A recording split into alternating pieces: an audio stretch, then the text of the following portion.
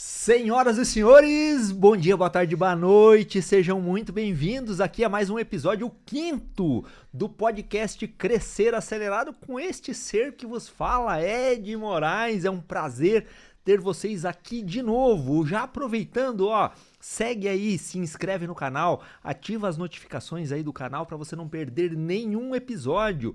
Eu prometi para vocês desde o primeiro episódio que eu traria sempre pessoas espetaculares para cá, para atender aos empresários e empresárias, aquelas pessoas que querem montar um negócio, a trilharem um caminho mais fácil através dos convidados que cá vêm falar pra gente.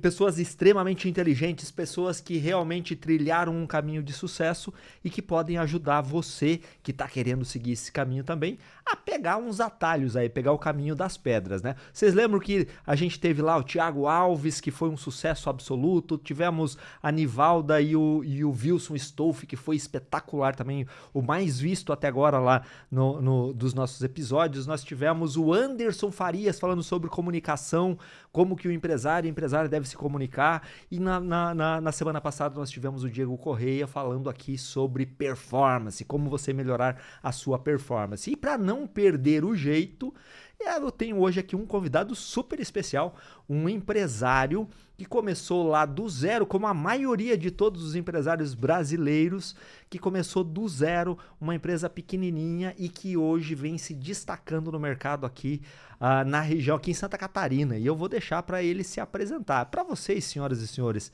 Fábio Bichli, meu amigo, seja muito bem-vindo, meu querido. É um prazer ter você aqui. O prazer é todo meu, né, Ed? É sempre uma honra poder dividir isso com o pessoal. Como o Ed falou, a gente começou do zero, então é uma honra poder também mostrar, né, os caminhos da pedra, como você mesmo falou, e trazer um pouco da bagagem que a gente tem para trazer para você que está começando ou você que está em desenvolvimento, para acreditar que sim, todo mundo consegue. É só querer, não é verdade, Ed? Garoto, querer é o pontapé, né? Aí depois tem um longo caminho para trilhar, né? Vamos que eu vou chorar nesse podcast aí junto. Então acompanha aí, encaminha para as pessoas que você acha que precisam assistir um negócio como esse, que estão sofrendo lá com o seu negócio, para se inspirarem nesse cara aqui, porque ele tem uma história maravilhosa, tá? Então vamos começar aqui. Fábio Bichli, quantos anos você tem? 29 anos. Meu Deus, 1994. 1994, olha aí. A grande maioria dos empresários brasileiros que está começando tem essa idade aí. Olha aí, um cara já de sucesso com essa idade. Tijucas, Santa Catarina, para quem não sabe. Ele tem uma empresa, então se apresenta aí pra gente, Fábio. Quem é você, onde você nasceu, como é que você começou o teu negócio? É uma história muito interessante. Nasci em dia 2 de abril de 1994. Escapei do dia da mentira, tá? Da cidade de Tijucas mesmo, tijucano, né? Que a gente chama lá, o tijucano. Tijucano. E foi meados ali de 2013 para 2014. Já vinha um tempo trabalhando na área industrial, né? Montagem de máquinas e adaptações de equipamentos industriais. Foi ali que eu senti uma necessidade da mão de obra de qualidade, né? A mão de obra de qualidade não é só a entrega do produto, né, do trabalho, mas sim um bom atendimento, um pós-venda, né, um bom preço, né, que a galera procura muito por preço e qualidade em valor de trabalho. Então foi uma necessidade de mercado, né? Então foi 2013 para 2014 que foi onde que a gente começou a ingressar, né, na área elétrica, né? Como empresário, eu fui...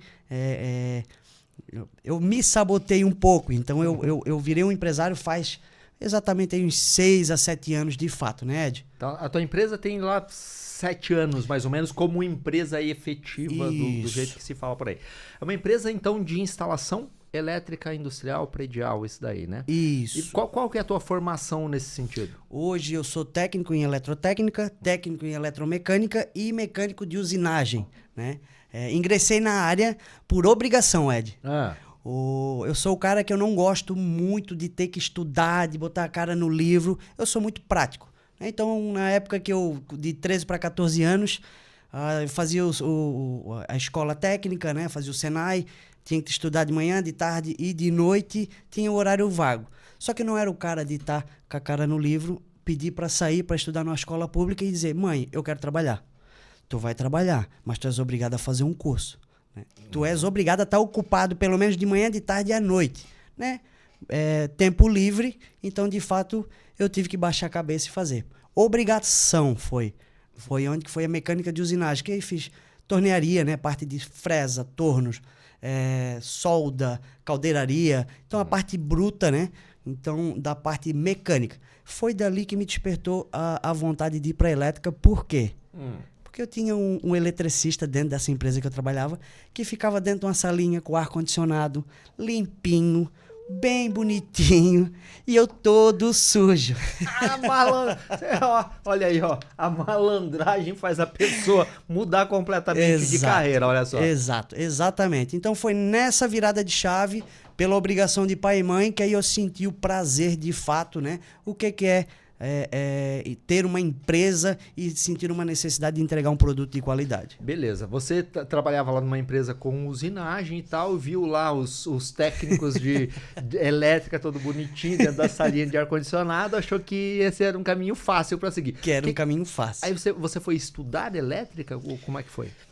Quando eu ingressei lá nessa empresa, eu fazia todo o meu trabalho mecânico e iria lá oferecer uma ajuda para esse eletricista para me entender se de fato era o que eu queria.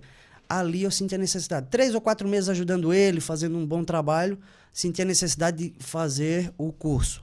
Foi aonde que aí eu me ingressei, né, e criei uma paixão de fato pela área. Comecei com o curso com 16 anos. Então o curso foi bem recente, né? Bem cedo, né? Com a idade bem... como que eu posso falar? Eu era um menino. Era um menino, de fato. Então foi ali que eu comecei a criar um prazer pela área. E aí foi da onde que a gente foi aprimorando. Tá, você fez curso no Senai também de elétrica daí? Curso eletrotécnico e eletromecânica, logo após desse mecânico de usinagem. Perfeito. Eu tenho certeza que a maioria que está assistindo tem a mesma pergunta para fazer. Quanto choque você tomou nessa porra? Cara, eu tenho uma história... Eu tomei... Cara, eu não sei nem contar. Não sei nem te dizer em números quantos. Mas eu tenho uma história que eu estava fazendo a instalação elétrica da Fidudido. Tu lembra a Fidudido? Lembro. Que é a Deliz, né? A DLZ, a famosa DLZ. Fazendo elétrica e tal. Aí tem uma eletrocalha. A Fidudido é só para quem é velho, né? Vamos lá. Isso, é o final, é o meu início e o final deles, né? Então, eu fazendo uma elétrica lá, enfim, encostei a nuca. Cara, eu nunca senti uma dor tão forte, levou um choque na nuca, que eu tava dentro de uma escada, numa eletrocalha.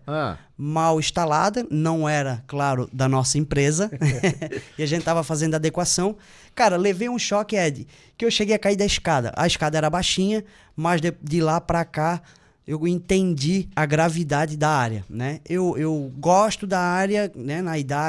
Na flor da idade, gosto da área, mas eu não entendi a gravidade. De lá para cá, a gente entendeu a necessidade da segurança. Né? Esse foi o teu maior susto nesse sentido? Foi o maior. Eu tive um quando era bem criancinha, que foi na época que tinha o Natal. Eu fui bem novinho, acho que uns 4, 5 anos, fui botar a mão num... esqueci agora o nome. Fui colocar a mão numa iluminação decorativa de Natal e fiquei agarrado. Quem tirou foi meu pai, desligou da tomada e meu irmão. Mas isso foi bem lá no início. Pode ser que esse tesão que eu tenho de elétrica deve ter vindo desse choque, entendeu? É por isso que você é tão elétrico, tão ligado no 380 no final das contas, né? Pode ser. Eu não tinha ligado, tá? Eu não tinha ligado isso ainda. Beleza, tomou alguns choques, aprendeu e entendeu a importância de levar as coisas com seriedade nesse sentido. Exato. E tal. E aí resolveu montar sua empresa. Isso mesmo.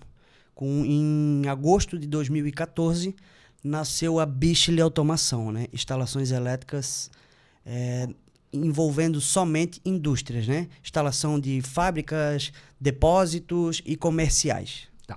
Você começou, então, era uma eu-presa? Era só você? Eu-presa. Eu-presa. Eu-presa, exatamente. O que acontece com a esmagadora maioria das pessoas que começam um negócio, né? Sozinho, sozinha, batalhando, correndo atrás, a partir de uma determinada habilidade que se tem, né? E aí, como é que foi esse processo inicial? Como é que você conquistou os primeiros clientes? Ed, a gente sempre fez um trabalho muito árduo e um atendimento muito personalizado, né? Desde a época que eu trabalhava nessa empresa que foi onde que eu criei esse amor. Então isso, quando eu saí da empresa, eu já tinha, né, alguns conhecidos que conheciam a minha mão de obra, conheciam a minha seriedade. Claro que tinha sempre uma dúvida pela idade, né? Que a empresa eu comecei com 18 para 19 anos. Tá, mas você era bom tecnicamente com essa idade? Tecnicamente, sim. Mas como que você vai lá, faz um curso técnico e tal e já consegue ser bom já de cara? É que eu acho que a vivência, né? Nessa empresa que eu trabalhei, a vivência, ela me trouxe muita credibilidade para o mercado. Então, uma conversa simples, eu conseguia mostrar essa confiança para o meu cliente, né? Sabendo tecnicamente, explicando tecnicamente. Então, isso, querendo ou não, trouxe uma efetiva venda para mim, né? Querendo ou não, eu fazia uma venda muito boa porque eu sabia o que eu estava ofertando, né? Certo, certo. E aí, beleza, eu presa, 2 anos. Aí quando que você teve o seu primeiro funcionário? Com 2 anos, exatamente 2 anos, 2 anos e 2 meses, eu contratei o primeiro funcionário por indicação de um cliente, que esse cliente estava me pedindo demanda, eu não tinha tempo para atender ele, e é um cliente até hoje ele é meu treinador, ele faz segurança de trabalho, então ele treina a minha equipe hoje. Então foi ele que me estimulou, cara, tens que colocar um cara. Tens que botar um colaborador, tens que botar alguém para te ajudar, porque assim, ó, tu tá ficando igual aos outros. Cara, aquilo ali foi pior do que um tapa na cara, Ed. O pior que os outros porque a gente tem um monte de profissionais liberais no mercado, né? Que são os eletricistas, os encanadores, os pedreiros, e que não tem necessariamente uma empresa, Sim. né? E que fazem o seu trabalho, e que estão no corre todos os dias para se sustentar a sua família e tal, mas não tem uma estrutura necessariamente empresarial, né? E você era mais ou menos assim também no início, né? Exatamente, né? Aquela questão de, daqui a pouco eu tô indo, né? Ou daqui a pouco para mim era 2 horas, para o cliente era 3 minutos. Então, de fato, a gente entende essa falha que o autônomo tem, né? Porque faz tudo, né? Chuta gol, é goleiro, é zagueiro, é atacante, é meio de campo. Então a gente entendeu essa necessidade. A virada de chave foi quando eu inventei de abrir um escritório. Abrir um escritório para a empresa, para instalar a empresa. Imagina um eletricista com escritório. Era isso que eles falavam para mim. Cara, tu não vai estar lá, velho. Tu não pode. Escritório pra quê? Primeiramente, o julgamento da família, né? É. Vai gastar dinheiro à toa, fazer um escritório, tu nem vai estar lá. Deixa eu só fazer um parênteses com isso daí. Tem muita gente que sofre, às vezes, com as barreiras familiares nesse sentido, né? Muitas. Mas muita gente, porque, obviamente, a família não faz necessariamente isso por mal, né? Ela quer te proteger, quer que você não sofra, né? Porque já trilhou determinados caminhos e, às vezes, as coisas não aconteceram da maneira como imaginava e tal, e não quer que você passe pelo mesmo. Mas tem umas pesquisas que mostram que os familiares são os familiares e os amigos são os piores nesse sentido, que não incentivam, não ajudam, né? Foi um desafio primeiro, né? Porque além de ser novo, nessa época que eu fui inventar de abrir o escritório foi de 21 a 22 anos, então era totalmente inconsequente, né? Claro que a minha mulher foi a peça-chave para isso, mas a dúvida, né? Estás trabalhando na rua, tá dando certo, então continua, né, Fábio? Não inventa. Eu sempre escutei isso, não inventa moda. Então ali foi, para mim, eu acho que aquilo ali foi o gatilho. Se eles estão falando que não, ninguém da minha família é empresário, então o que eles estão me dando conselho eu não posso seguir. Ali foi a virada. Olha só, ninguém na família era empresário até então. Ninguém. E aí todo mundo dizendo pra você não seguir aquele caminho. Exato. Né? Então não é o que eu posso seguir, né? Se ninguém era, então a questão óbvia seria seguir o caminho contrário. Exatamente. E foi isso que eu fiz. Acreditei naquele sentimento dentro de mim, né? Eu sempre falo que a gente sente isso. Então, se de fato tu tá sentindo, tu acredita que vai dar certo, cara, faz. Se tu estás acreditando naquilo, faz, né? Ali foi a virada de chave, foi aonde que eu entendi que eu precisava ser uma empresa, não o Fabinho eletricista, né? Porque eu tinha o CNPJ, bicho de automação, mas ninguém conhecia. Todo mundo conhecia como Fabinho Eletricista. Entendi. Então ali foi a virada, de fato. Beleza. Eu acho que muita gente vai se identificar com isso que você está falando na questão da família, né?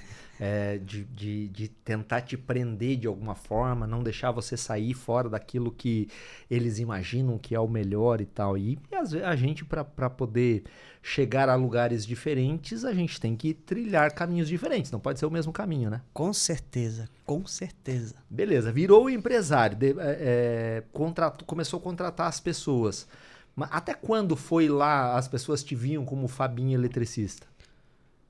Ed, tu falou, virou empresário. Eu montei o escritório e eu continuava como Fabinho Eletricista. Né? Então, eu acho que o empresário, de fato, faz 5 anos. Eu vou falar como vestindo a camisa de empresário, né? Quando eu criei o escritório, consegui me dar um pouco mais de credibilidade para dizer, ó, eu tenho um ponto fixo, né? É uma empresa séria, mesmo sendo muito recente, né, a empresa, mas é uma empresa séria. Eu consegui dar um pouco mais de credibilidade para os possíveis colaboradores. Não vinha, eu que ia atrás. Não vinha. Ninguém vinha, quero trabalhar contigo. Não, eu que tinha que ir atrás, eu que tinha que vender a empresa para ele acreditar que daí sim ele trabalharia.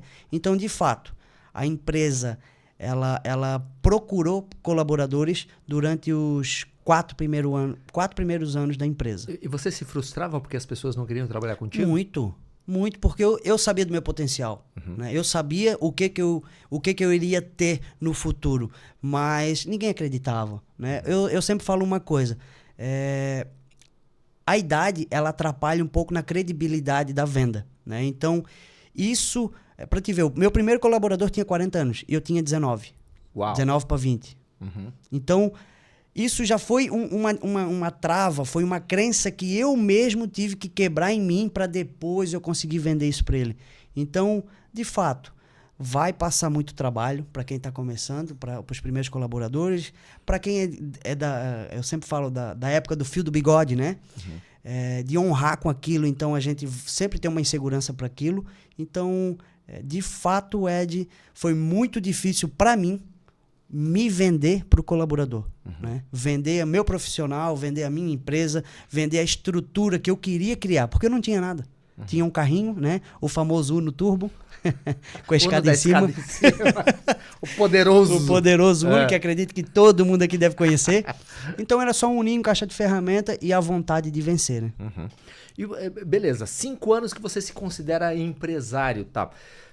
Quando que essa chave começou a virar no sentido de você deixar de ser um eletricista e efetivamente pensar, não só por uma questão de vontade, mas que as coisas começaram a acontecer e mudar o teu jogo? Ed, a gente estava já em 4 a 5 colaboradores e ali eu entendi que eu precisava vender. Mas eu não queria sair da operação, porque o que eu pensava? Eu sou um bom técnico. Né? Eu sou um bom técnico, eu tenho que estar aqui, eu tenho que visualizar o serviço, eu tenho que coordenar. Então, aquilo ali foi uma necessidade do mercado. Então, não quer dizer que eu vou virar empresário e eu vou deixar só o pessoal, o colaborador operar. Não, foi necessidade de fato. A procura pelo nosso trabalho foi tão grande que eu me obriguei a colocar mais gente. Ali começou a me exigir um posicionamento diferente. Né? Agora, não puxando o saco, mas já puxando, foi daí aonde que a gente fez os primeiros atendimentos com o nosso consultor Mega Blaster Ed Moraes. Tá, beleza. E como é que foi esse processo de você deixar de ser o cara da operação para ir para vendas, por exemplo? Porque antes você vendia, você ia lá, apertava parafuso também, você fazia o pós-vendas, você cuidava do estoque, você fazia absolutamente tudo. Como que foi o processo para você de se desligar da questão operacional diretamente, focar mais nas vendas e focar mais no crescimento do negócio? Eu acho que o pontapé inicial foi confiar na equipe. O pontapé inicial, de fato, foi confiar na equipe para dizer, não posso mais estar na operação, eu tenho que vender para alimentar eles com trabalho. Esse foi o pontapé inicial, né? Que foi aonde que eu comecei, até hoje eu tenho meu encarregado, que foi aonde que eu comecei a doutrinar, né? A lapidar a esses colaboradores. Ali foi aonde que iniciamos. Mas, de fato, foi a necessidade, né? A obrigação, para ser bem honesto. Foi uma obrigação minha de, cara, eu preciso virar um empresário. Eu preciso trazer conforto para essa equipe. Eu hoje tenho colaboradores que não fazem mais parte dessa época, né? Que não fazem mais parte da nossa empresa, mas a gratidão é tão enorme, porque aquela turma, Ed, eles sim vestiram a camisa. Era a equipe que com uma caixa de ferramenta de R$300 eles eram obrigados a entregar alto padrão, né? Que é o que eu vendo hoje, eu continuo vendendo o mesmo trabalho. Então lá foi o pessoal que hoje eu olho para trás e digo, lá foi o pessoal que acreditou no meu potencial. Né? Então essa virada foi necessária. Né? Não foi estudado, eu vou ter que virar tal data, tem que virar empresário. Foi necessidade. Doeu. Até hoje. Doeu quanto? Por que que doeu?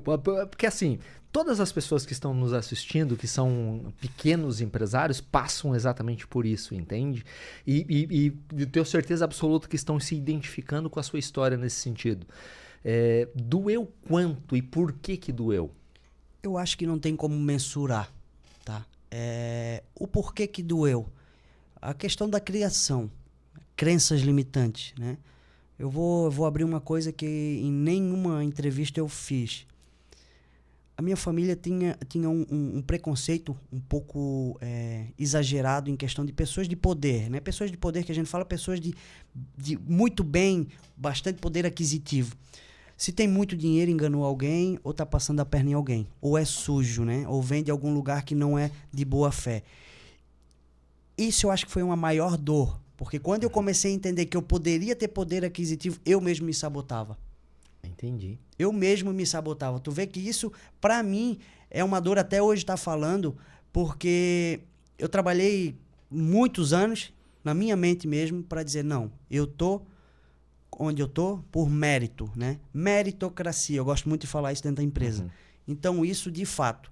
Mas não tem como mensurar essa dor, Ed, porque quando a gente começa, a gente chora, tá? A gente ajoelha, a gente agradece a Deus, mas a gente implora mais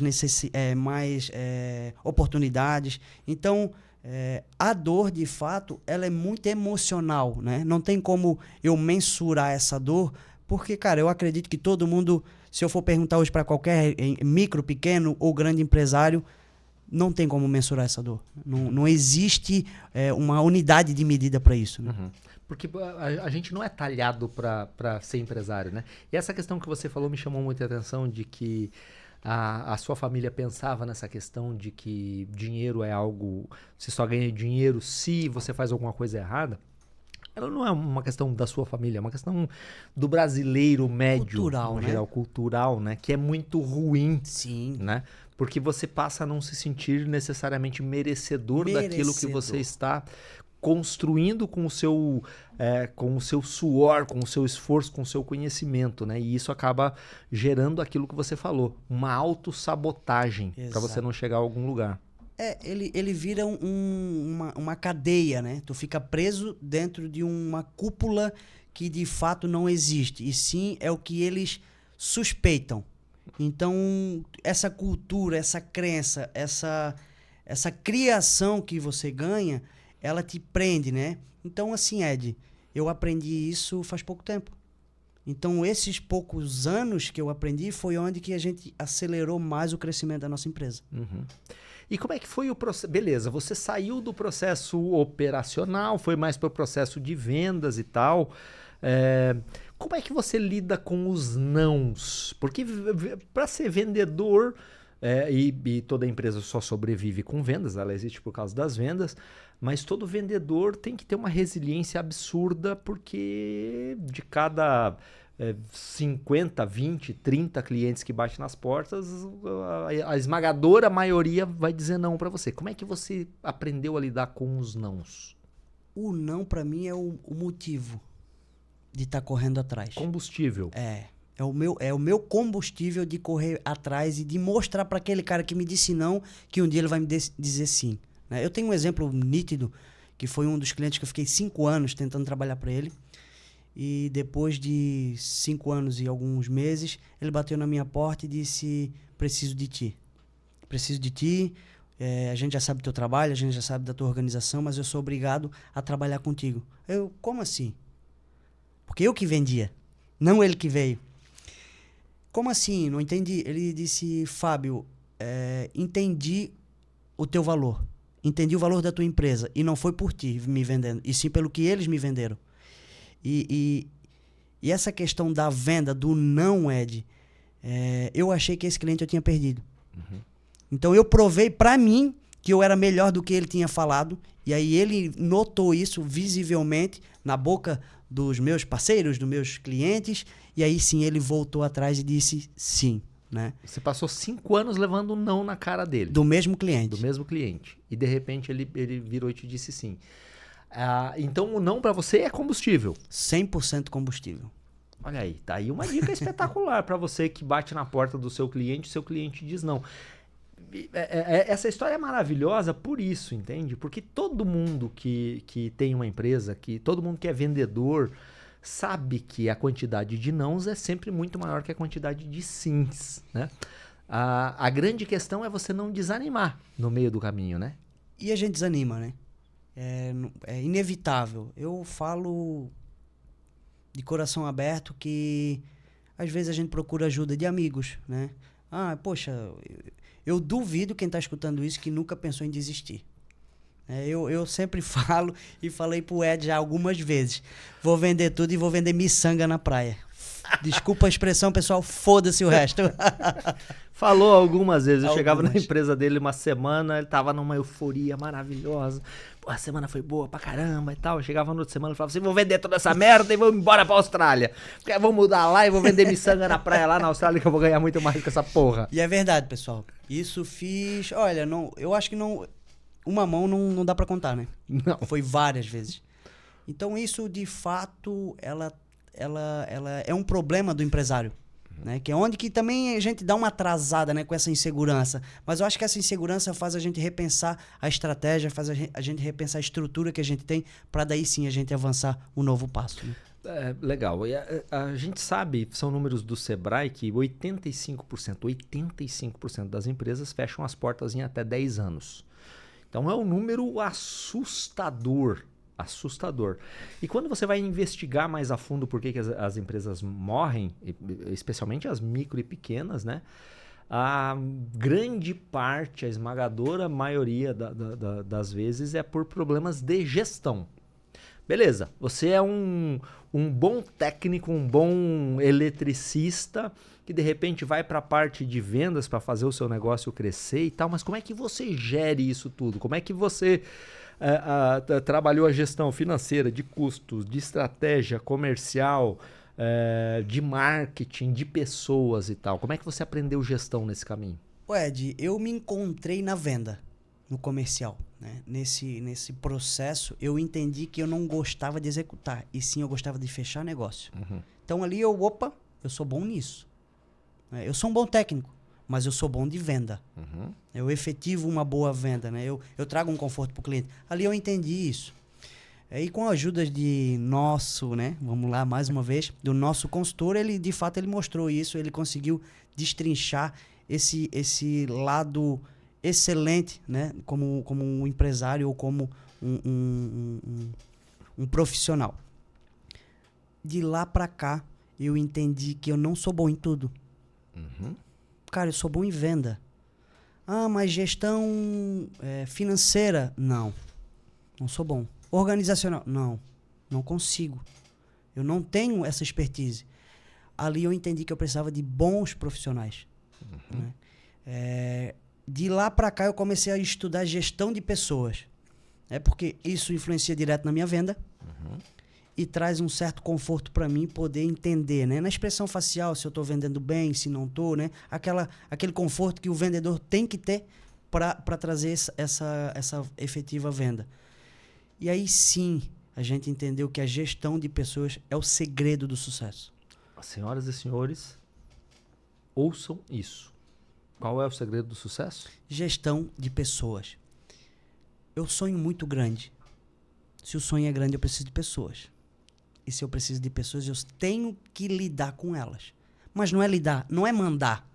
Eu não posso mandar. Muitos anos eu mandei, por criação. Minha família era daquela, tens que mandar, tens que ser ruim com o cara, porque não pode dar muita confiança. Mentira. A maior mentira do mundo é que tu tenha que mandar. Não. Tu tens que gerenciar essas pessoas, né? Tens que entender se ela acordou bem, se ela tá bem casada, se o filho tá bem. Depois ela pode te entregar um bom trabalho. Isso foi difícil para mim. Foi muito difícil porque eu sempre fui o cara sanguinário, né? Eu sempre falo, sanguinário. Aonde eu trabalhava, eu baixava a orelha, estando bem, estando mal, eu trabalhava muito. Mas eu também acordava mal e também não entregava o mesmo que eu entregava num dia bem. Nessa necessidade, comecei a estudar pessoas. Que foi, eu acho, tá? Acredito que foi a virada de chave para nós estruturar uma equipe que hoje, uma equipe excepcional, que é onde a gente entrega de fato o que eu vendo, né? Por que que eu falo isso? Porque é muito fácil o vendedor lá em vender o melhor. Todo mundo quer vender a qualidade, todo mundo quer vender o melhor do mercado. Mas alguém entrega? E como que tu entrega? Né? Tem um pós-venda? O teu colaborador atende igual você? Perfeito, perfeito. Olha que aula importante para você que está aí sofrendo aí com o seu negócio nesse sentido. A forma como você conduz com as pessoas. Tem não sei exatamente quem foi que falou isso, mas é uma frase que eu sempre cito. Não é você que faz a tua empresa crescer, né?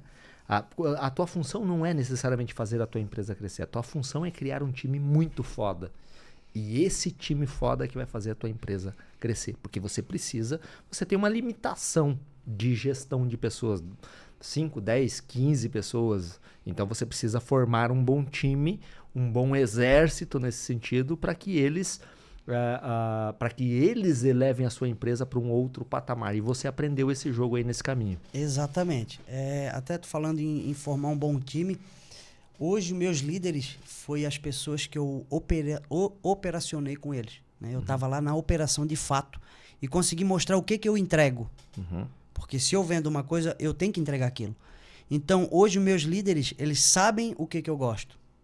Os teus líderes vieram do pessoal operacional. 100%. Você identificou quem tinha capacidade de liderança e desenvolveu essas pessoas dentro da tua equipe, dando oportunidade para elas. Exatamente. Foi um desafio muito grande, né? Para nós entender o que perfil para cada área, né? Cada área, quando a gente fala cada área, é porque eu tenho algumas áreas da elétrica que a gente atua. Então, o perfil comportamental de cada para poder direcionar para isso. Mas para mim foi o maior prazer de olhar hoje e ver que eles abraçaram essa cultura da empresa, abraçaram a Bichli Automação num todo e vestem a camisa no bom e no ruim, né? No ruim, quando eu falo no ruim, no BO, na obra, lá no quebra-quebra, no pepino, né? No problema e na solução, que é na hora do elogio, que é na hora do churrasco, que a gente gosta muito de fazer. Então, nem tudo são flores. Mas a gente procura, né? Eu sempre falo pro pessoal, 90% é problema, mas eu trabalho pelo 10%, não pelo 90%. Então, hoje a estrutura que a gente criou foi, de fato, aquelas pessoas que acreditaram e vieram de baixo. Eu não peguei pessoas prontas. Eu vou pegar um líder, eu vou pegar um encarregado pronto de outra empresa. Não. A gente criou essas pessoas. Isso eu acho que para uma empresa seria o essencial. A gente entende que chega um patamar que a gente precisa pegar pessoas prontas, mas o essencial para a empresa solidificar a estrutura, ganhar nome no mercado, ela tem que dar oportunidade para quem vem de baixo. Porque eu vim de baixo e eu precisei de oportunidade. Né? Então isso tem um peso muito grande para mim. E aí isso faz com que se crie uma cultura de negócio onde as pessoas entram para trabalhar e conseguem visualizar a possibilidade de crescimento dentro do negócio e, portanto, elas vão ficar mais tempo trabalhando contigo. Exato. Eu tinha uma rotatividade muito grande até eu entender isso. Aí foi onde que a gente criou e hoje a gente tem um plano de carreira dentro da empresa, né? Que é onde que a gente consegue fidelizar o colaborador com a gente, né? A questão você falou agora há pouco que no início você tinha que implorar para as pessoas ir trabalhar contigo. Como é que é hoje? Cara, 10 currículos por semana. O jogo virou, senhoras e senhores. 10 currículos por semana, graças ao bom Senhor, cara. Graças a Deus. Isso é uma honra poder estar falando isso. Todas, ou a esmagadora maioria das empresas reclama que não tem gente qualificada no mercado, que é difícil e tal. Você concorda com essa afirmação hoje? De qualificada, qual ponto de vista? Né? E por que a empresa não pode qualificar esse colaborador? Cara, eu acredito que se a empresa ela tem poder de qualificar, ela vai criar uma gratidão com o colaborador. E aí esse cara, essa pessoa, ele vai fidelizar, ele vai vender o teu nome, ele vai vender o nome da tua empresa para todo mundo. Né? Que graças a Deus hoje a gente tem isso dentro da empresa. Né? Então o teu maior ativo hoje são as pessoas que você tem lá dentro. Pessoas. Quando você entende esse jogo, né, de que é o teu time que vai fazer a tua empresa ir adiante, eu sempre brinco dizendo que ter 30 ou ter 300 funcionários dá na mesma. Eu não acreditava. Quando a gente tava em 12, o Ed falava, cara, quando a gente chegar em 30, tu vai ter o mesmo problema. Eu disse, tu tá maluco, cara. Tu tá ficando pirado. Briguei contigo ainda. Brigou, tu lembra? Muitas vezes. Ele brigava comigo toda semana. E de 12, quando eu falava isso, hoje a gente tá em 30. E realmente, se a gente cria uma estrutura com esses líderes, com esses encarregados, fica mais prático trabalhar, né? Fica mais fácil tu gerenciar essas pessoas. Né? Então hoje tem estrutura para continuar crescendo agora indefinidamente. O que eu gosto de falar é chegou na meta, dobra a meta. Sem botar a Dilma no meio, pelo amor de Jesus, né? Pelo amor de Deus, né? Ó, nome de Padre, de Filho e de Espírito Santo. Mas a questão é, nesses últimos 3 anos aí você conseguiu um feito extraordinário, né? Exato. De multiplicar a empresa muitas vezes de tamanho, né? Começando com uma microempresa, hoje é uma empresa de pequeno já indo para médio porte, digamos assim, né? A mágica está nas pessoas, então? Para multiplicar tão grandemente 12 vezes o faturamento? Pessoas, gestão e aquilo que eu falei no começo, acreditar. Eu tô falando agora, eu tô todo arrepiado porque eu acho que o acreditar, ele te leva em coisas que tu nunca imaginou na tua vida. Né? Eu pensava, quando eu chegar com 30 colaboradores, cara, eu vou estar tranquilo. Hoje eu cheguei com 30, eu quero estar com 50 no final do ano. Então, a meta pro ano que vem é dobrar de tamanho. É alcançável? É. Qual é a dor que tu quer passar, né? Quantos não tu quer levar? Né? Então, isso é a chave do sucesso, sim. Gestão de pessoas e acreditar demais no potencial. Porque se você não acredita, se você se você não acredita, você não se dedica. Exato. No final das contas, né? Então, se você acredita, você passa a ter pelo menos uma possibilidade. Não quer dizer que necessariamente você vai alcançar. Sim, exato. Quando comecei a empresa, era para ser industrial. Então, eu fui adaptando o mercado porque eu queria alcançar aquele patamar, mas eu também tive que me adaptar, me adequar ao mercado, me adequar à necessidade do mercado. Então, hoje a gente atende industrial, comercial, predial e iluminação decorativa. Né? Então, esses líderes é de cada setor desse. Então, eu me adequei, porque se fosse só no industrial, eu iria ter que atingir região nacional. E a região nacional teria um pouco mais de peso para mim chegar nesse nível. Então, eu adequei isso à nossa necessidade. Me moldei também. Não gostava de atender algumas áreas porque eu não tinha potencial para isso, mas eu lapidei pessoas para isso. Né? Então, você sim. não era bom tecnicamente numa determinada área, mas você entendeu que você, preparando pessoas especialistas nisso, você tinha o campo todo para atuar. Exato. Eu falo muito da área decorativa.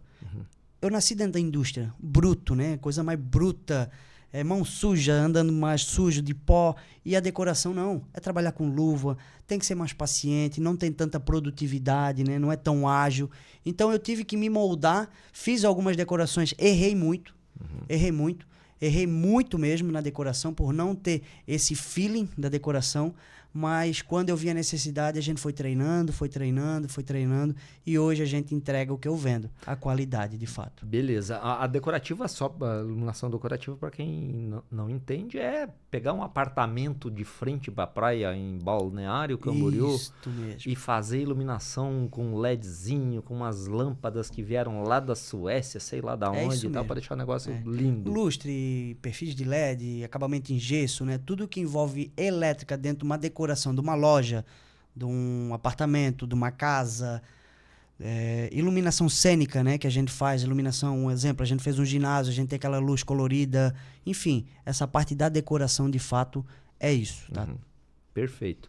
E aí você também entrou para elétrica predial. Isso. Prédios em construção. Olha só, o tamanho da responsa, né? Você pega um prédio lá de, sei lá, 30 andares e você é o responsável por preparar toda a estrutura elétrica para isso daí. Como é que foi esse processo? Esse foi um dos últimos maiores desafios, foi entrar na área predial. Faz 2 anos somente que a gente está no predial. A necessidade e a demanda, ela é muito maior por demanda, mas tecnicamente ela é muito mais básica. Eu fui, a primeira venda que eu fui fazer, o cara, tá, e por que queres entrar no predial? Cara, eu toco uma indústria. Eu faço uma indústria rodar, produção de 1 milhão hora. Tu acha que 80 casinhas uma em cima da outra eu não consigo fazer? O cara deu risada de mim. Bom argumento. Foi um argumento que eu ganhei ele. Então isso dali foi o primeiro desafio no predial. E o predial foi o foco, né, da nossa região, né? A gente tá no meio da maior crescimento de construção civil do Brasil. Né? Então isso foi necessidade. Foi onde que eu fui me adequando à necessidade. Hoje a equipe 40% é do predial, né? E os outros 60% é dividido entre decorativo e industrial. Né? Então, o predial hoje ele é o foco da Bichli, né? A gente continua atendendo industrial, mas o foco de fato é o predial e a gente vai ter que dominar esse mercado. Perfeito. Então, beleza, você mudou de patamar só para reforçar aí para as pessoas que estão aqui, que tem um monte de gente passando exatamente pelos mesmos perrengues, digamos assim. O Fábio está mostrando para a gente que é perfeitamente possível você mudar completamente de patamar. E nos últimos 3 anos a empresa cresceu 14 vezes, né? Isso mesmo. 14 vezes nos últimos 3 anos, senhoras e senhores. Então, se você está aí patinando com o seu negócio, se você está aí com dificuldades todos os dias para levar o seu negócio adiante, entenda que há caminho sim. Se você aprender como que faz, aprender como gerir as pessoas, criar um bom time, está aqui o homem que conseguiu fazer a sua empresa multiplicar por 14 nos últimos 3 anos. E só que aí agora isso te abriu um leque de possibilidades. Não para nunca mais de crescer, né? Aquilo que você falou, a gente conseguiu multiplicar. Às vezes até eu não acredito. Porque eu vou falar uma expressão que a gente fala em Tijucas, uma orelha seca conseguir chegar nisso, né? Nasci das cinzas, sem investimento grande, né? O meu primeiro investimento foi uma CG Cargo de R$ 1.500 e uma caixa de ferramenta de 300. Hoje tem que ter no mínimo um carro de R$30 mil, uma caixa de ferramenta de R$10 mil, que é o mínimo que a gente... Para cada 2 funcionários. Para cada 2. É o mínimo que a gente faz. Sim. Então, às vezes eu acordo também e acho que eu tenho um Uno tocascado em cima esperando para mim executar. Porque eu também não acredito, Ed. Muito tempo, muito trabalho, baixando muita cabeça só trabalhando. E às vezes a gente também desacredita. Mas eu nunca parei. E uma das dificuldades que as empresas encontram por aí, que eu sempre brigo com todos os empresários, você precisa ter uma reserva de emergência dentro do seu negócio. Né? Você tem que ter lá pelo menos 6 meses de custo fixo pago numa conta lá para uma reserva de emergência. Eu lembro que eu falava para vocês lá no início que precisava fazer isso, e você e a sua digníssima esposa, a Anne, sua sócia, riam da minha cara, diziam assim, como que a gente vai conseguir fazer isso? Eu lembro disso. Não acreditava. Porque era muito longe, né? Aquilo estava muito longe para mim ainda. E é muito foco, né? Corte de custos extras, né? Hoje, nosso Prolabore, se eu for divulgar, eu nem vou divulgar, porque de fato ele é muito pequeno em relação ao que a empresa pode ofertar pra gente, mas a gente tem um objetivo muito claro, né? É multiplicar o dia que a empresa tiver, né, nos bi, a gente vai conseguir, né? Trazer o que a gente sempre sonhou para nós como pessoa. Então, eu gosto muito de citar uma coisa que o Luciano Hang fala, que para mim ele é um cara excepcional como empresário. Empresa rica, dono pobre. Dono rico, empresa pobre. Isso para mim tem um peso muito grande. Então hoje, com 30 colaboradores, eu ganho o salário do que um dos líderes ganha.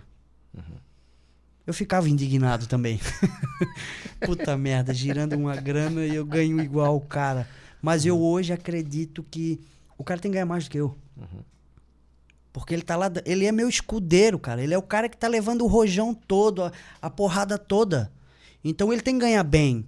Ele tem que estar com a estrutura financeira boa, né? Então isso é uma das coisas que eu aprendi também há pouco tempo. Né? Que foi esses 3 anos aí que eu fiz essa virada, né? E aí isso faz com que sobre algum dinheiro para você reinvestir nesse crescimento exponencial da empresa. Nunca, 10 anos, vai fazer 10 anos de empresa, nunca tiramos dinheiro da empresa. Sempre reinvestindo. Sempre. Hoje a gente tem a sede própria, 10 carros operacionais, 30 colaboradores, todos os equipamentos dentro da empresa, tudo pago. Estoque hoje, não sei nem mensurar, né? O que a gente tem em estoque hoje de material, que a gente também tem a loja de materiais elétricos, que a gente adequou também pelo mercado. Então hoje a gente está com a estrutura porque a gente só reinvestiu, né? A minha esposa, ela tem um peso muito grande por isso. Ela é uma excelente administradora, né? Quando a gente fala que eu tive que procurar uma equipe, ela estava do meu lado sempre. Ela sempre acreditou nisso. Então, ela me fala, Fábio, eu estou vestindo o teu sonho. E aí, há pouco tempo, ela disse, agora é o meu. Uau! Agora é o meu sonho isso.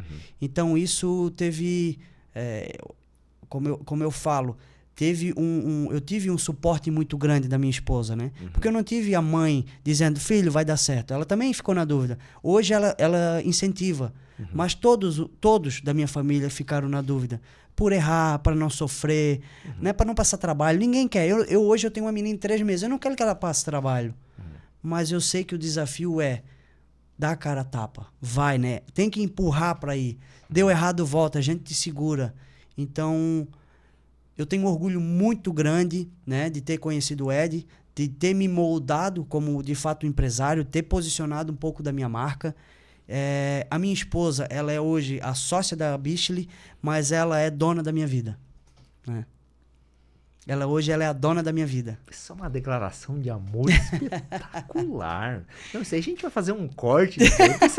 Isso daí é uma declaração de amor que eu ouvi poucas vezes na vida, senhoras e senhores. Que legal. Cara, não adianta falar que eu consegui sozinho, porque vai ser a maior mentira do mundo. Né? Ela teve um peso muito grande, o Ed teve peso, né? A equipe teve peso. Então, a gestão das pessoas volta naquilo lá. De novo, lá no começo, gestão das pessoas. Gerir a minha esposa, né? Fazer ela acreditar. Eu tive o próprio Luciano Hang, ele fala, cara, primeiro vende em casa. Se tu vender bem em casa, cara, tu vende para todo mundo. Agora, se em casa ninguém acreditou, cara, não vai conseguir infelizmente evoluir. tu não evolui.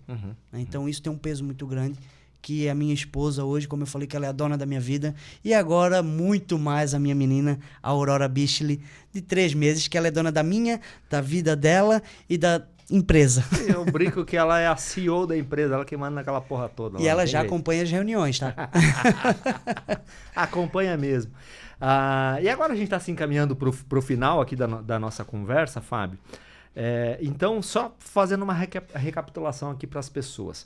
Você falou que primeiro você tem que acreditar, que você tem que ter o CPF pobre para poder ter um CNPJ rico, que você tem que reinvestir tudo no teu negócio, se você obviamente não tem uma estrutura familiar por trás, que a chave do negócio é você entender profundamente de pessoas, porque essas pessoas vão fazer o seu negócio prosperar. que obviamente tem que trabalhar incansavelmente e tem que ter um parceiro, uma parceira, no seu caso uma parceira, que te apoie nesse sentido. É isso mesmo? É isso mesmo.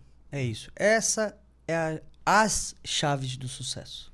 As chaves do sucesso, senhoras e senhores. E aí está o homem que abriu a empresa 10 anos atrás, empresário efetivamente de uns 7 anos, levando a sua empresa aí por uns 4, 5 anos daquele jeito e de repente nos últimos 3 anos multiplica por 16, por 14 na real, por 14 o seu faturamento com lucro, não é só faturamento com lucro, levando a sua empresa e virando referência aqui na região toda, né? É isso daí. Hoje a Bichli, ela almeja o mercado nacional, mas a gente pretende proliferar. Exatamente. Mercado de Santa Catarina. Certo. A ideia é ser exponencial. Então, isso tem um peso muito grande para mim. O marco é chegar em 300, 400 colaboradores. Uau. Né? Bom, já provou que é possível, né? Possível é. Saiu de 4 colaboradores 3 anos atrás para 30. Saiu de um faturamento X 14 vezes mais. Saiu de uma empresa que devia para ter reserva de caixa suficiente e tal para reinvestir, fazer a empresa crescer com sede própria e blá, blá, blá. Então, senhoras e senhores, entenda, é difícil? É, óbvio que é difícil. Se fosse fácil, todo mundo faria. Qualquer Zé Ruela faria, né? Se fosse fácil, exato. Né? Alguns Zé Ruela estilo eu consegue. Tem nada de Zé Ruela nisso, pô. Zé Ruela não consegue chegar onde você chegou. Exatamente. Lembrar que tem muito estudo, né? Trabalhar em cima, né? Desenvolver a própria pessoa. Eu acho que a gente querer tem um peso muito grande. Mas até onde que você quer? Saber onde você quer chegar é um ponto-chave, né? A questão da meta foi você que me ensinou. Coloca uma meta, a gente alcança aquela meta. Depois tu dobra a meta. E isso fica fácil, porque depois que tu escreve, coloca no papel mesmo, rabisca. Pessoal, rabisca. Eu quero ganhar 70 mil reais por mês. Rabisca aquilo e bota o que tu deve fazer para chegar lá. Tu pode achar ridículo. Eu achei ridículo muitas vezes. Eu achei que seria... Olha, que nunca ia acontecer. E hoje está acontecendo. Né? Tô alcançando clientes que eu nunca pensei em sentar na mesa com eles. E hoje eles que ligam pedindo cotação, pedindo visita. Então, eu botei no papel quem que eu queria atingir. A minha mente me ajudou a isso. Né? A energia, né? A gente aprendeu dentro de um grupo de empresário, energia quântica. E esse negócio da energia quântica, ela tem um peso muito grande. Eu me identifiquei demais com aquilo. E eu gero a energia que eu quero receber. Então isso, para fechar com chave de ouro, gere essa energia boa. Gere uma energia boa para a pessoa. Né? Tu queres receber uma boa indicação, e por que tu não dá essa boa indicação? Então isso faz o que ninguém faz por ti, que alguém está olhando. Eu sempre falo, se tu faz o teu melhor, aquele cara está olhando, ele vai te dar oportunidade. Então isso tem um peso, né? A fé tem um peso muito grande. A fé de acreditar né? Nas pessoas, acreditar no ser humano, acreditar nas possibilidades do mundo, né? Ajudar para em algum momento ser ajudado. Exato. Aprendi há pouco tempo. Aprendi nessa época da virada de chave, né? Que eu achei que o meu mercado seria gigante por eu fazer um bom trabalho. E não é só o bom trabalho. Não é só ir lá e botar um bom parafuso, fazer uma lâmpada acender muito bem feito. Não. Tem uma estrutura, tem uma história por trás disso tudo, né? Tem uma história. Senhoras e senhores, que história. Agora, para a gente encerrar, um último recado aí que você possa dar para os nossos empresários ou futuros empresários aí, para eles não desistirem no meio do caminho. Bem honesto? Por favor. Há 2 meses atrás eu pensei em desistir. Pensei. Mas eu fui no vizinho, né, no empresário amigo, né, que até falo hoje que foi um dos impulsionadores para mim entrar no predial, que foi o Saulo Gross da SG Pintura. Fui com ele, liguei para ele, estava num dia triste mesmo. E não era financeiro, é pessoal, às vezes a gente não acorda bem. Eu liguei para ele, tal, falei, ele, cara, pô, tu tem potencial, cara, vocês são muito bons no que fazem, acreditam no que fazem. Às vezes a gente não pode estar rodeado de pessoas que não querem o teu bem. A gente não pode, não, a gente não deve. Né? Porque a gente já falou tudo pro caminho do sucesso. Mas também as pessoas, elas te influenciam a isso. Então, eu procurei pessoas que me influenciavam. Eu tinha amigos antigamente que quando eu fiz a escolha de me afastar para focar na minha empresa, eles me julgaram. Então, eu vi que não era amigo. Então, um amigo é o cara que ele tá junto contigo em qualquer decisão da tua vida. Então, a chave, além de todas aquelas que a gente passou, procure pessoas que te impulsionam. Que te levam para cima. Que te levam para cima. Ou que te puxam com eles, ou que te empurram. Né? Então, isso tem um peso para mim. E isso eu aprendi agora. Essa, de fato, eu aprendi esse ano. As pessoas que eu estou não são as pessoas que eu quero estar. Então, eu vou focar nas que eu quero estar. Né? Hoje, graças a Deus, eu tenho muito amigo que acreditou lá no princípio e hoje eles estão no meu lado porque é de honra aí. Né? De dizer, não, tu estava comigo desde o princípio, então eu vou, no bom e no ruim, eu vou estar vestindo a tua camisa, eu vou estar vestindo a tua vida. Vou te ajudar no bom e no ruim também. Então, essa é a última dica, né? De se rodear de pessoas de boa fé, pessoas de gratidão, que exalam coisas boas para você. Né? Isso é o último puxãozinho de orelha. Que sensacional, senhoras e senhores. Foi uma honra inenarrável ter você aqui comigo nesse dia, com esse bom dia, boa tarde, boa noite, porque eu não sei que horas que as pessoas estão assistindo isso. Então, você que está aí assistindo, entenda de uma vez por todas, é possível você chegar exatamente onde você quer. Depende, obviamente, de muito esforço, de muito empenho, de muito estudo, de resiliência para não desistir, de persistência, depende de constância, de você fazer sempre o que precisa ser feito, mas se você cumprir com todas as etapas, você consegue chegar lá de maneira inevitável. E o Fábio está aqui para provar isso para a gente hoje. Então, gostou aí desse nosso episódio aqui? Por favor, ajuda nós. Vai lá, manda esse link pros amigos, pros conhecidos que precisam ver isso daqui também. Pede para as pessoas se inscreverem no canal. Ativa o sininho lá das notificações, que isso vai ser bem importante para a gente, que nos próximos episódios você também vai receber essas pílulas de informação realmente poderosas para mudar a sua empresa de lugar, para mudar a sua vida de lugar. Foi uma honra ter vocês aqui assistindo a gente até esse momento. Na semana que vem tem mais. Assista os outros vídeos que já estão aqui no canal. E, senhoras e senhores, bom dia, boa tarde, boa noite.